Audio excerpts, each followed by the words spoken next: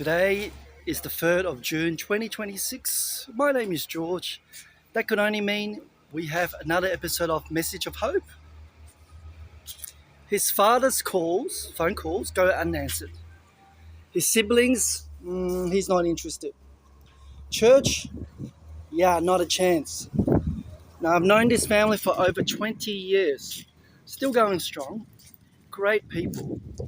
And we stay together through real difficulties, which counts for something, right? And I still don't I still don't fully understand how they got here. Let me explain. Because I think about the same quiet question. At what point did the world get more of that boy than his parents did? Because here's what I know, and that's the world is not waiting. Right now, while you are busy working, managing, surviving even, hey, the world is forming your child. It has its own curriculum. It has consistency for sure. And it has screens and algorithms and peers and all sorts of other stuff that will hook your child and that will know your child's preferences better than you do. And it is patient in a way that's almost admirable, right? It is a big machine. You know what that information looks like at its most extreme? I'll tell you. I read once about a Ukrainian girl named Oxana Malaya. She was severely neglected from around age 3. That breaks my heart.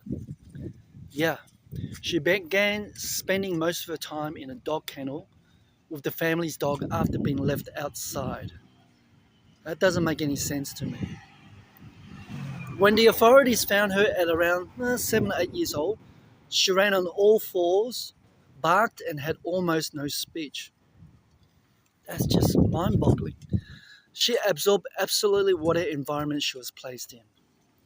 Now, that is the far end of the spectrum, and I hope that's a very rare event. I really do.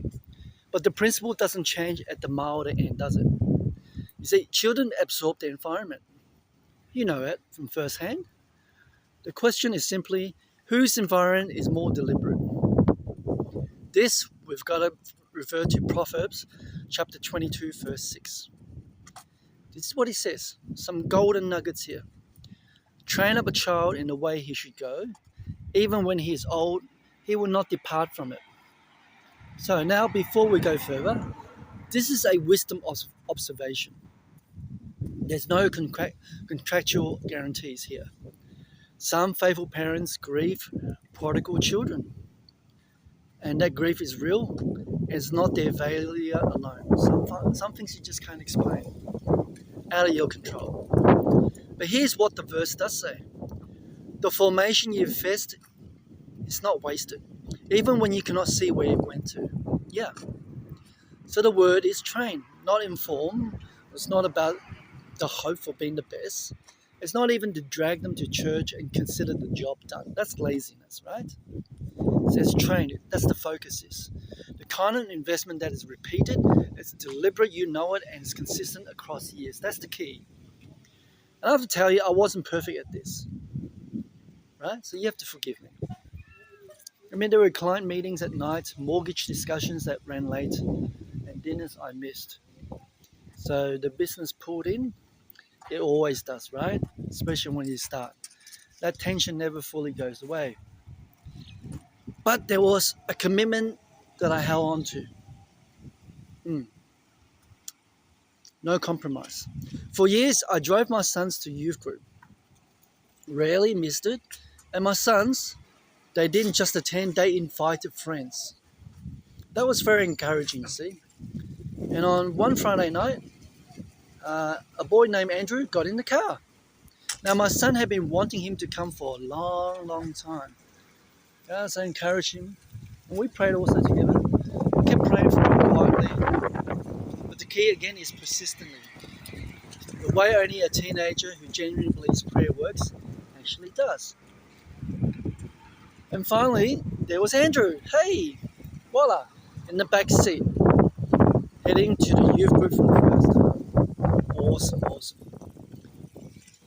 Now, I told my son that night, you just keep praying, keep sowing, You don't always see the harvest, but the seed is real. You just don't know. Andrew kept coming. That's a good sign. Right up to until COVID stopped everything. Yeah. Now, I don't know where Andrew is with God today. I hope it's feeling better. And I mean that plainly. I genuinely don't know. He came, he kept coming, and then the world changed. And the Friday night stopped, and I lost the thread of what happened next. Because they're not boys anymore. There's something in that not knowing that I find it harder to sit with than I expected. You see, you sow, you drive like I was, you pray, and then life moves, and you don't always get to see the field at harvest time. Moses certainly didn't see that. He led the Israelites for 40 years. But I know a boy who prayed for his friend and didn't stop until his friend showed up. And I know that didn't happen by accident. It happened because for years, yeah, Friday night meant something in our house. And that is what train looks like. It's not boxed into a single conversation, but it's an accumulation of ordinary nights that add up to something you can't even fully measure. Friends, your child's been formed right now today by something else. Time is the most finite thing you can have. It's not money, it's not pleasure, right? It's not promotions, careers. Time, more finite than money. Because you can always earn more money and you cannot recover last Friday, Tuesday, Wednesday, whichever night that's valuable to you. Now I still think about that couple. I pray for them, and I hope the story isn't finished, because God is good. But you are still in time, aren't you? So train up a child in the way he should go. So my question to you: what does that look like in your house this week?